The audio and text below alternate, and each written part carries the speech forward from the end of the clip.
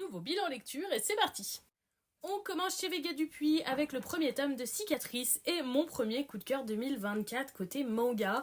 Franchement, j'ai adoré ce premier tome qui traite de sujets très difficiles comme la maltraitance des enfants, la transidentité, le jugement physique, le harcèlement scolaire, bref, beaucoup de choses sont passées en revue. C'était un tome très touchant et vraiment j'ai très hâte de lire la suite. On passe chez Kiyun avec le premier et avant-dernier tome de Assassin's Creed Awakening. J'avais déjà lu quelques mangas Assassin's Creed qui avaient peiné à me convaincre.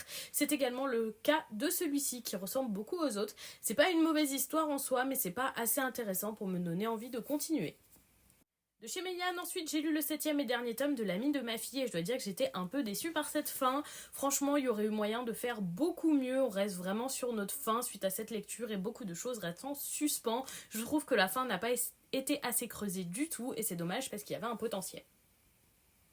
De chez Kana, ensuite, j'ai lu les tomes 17 et 18 de Naruto. Franchement, ça commence à être un peu mieux, même si ça reste un peu trop classique pour moi.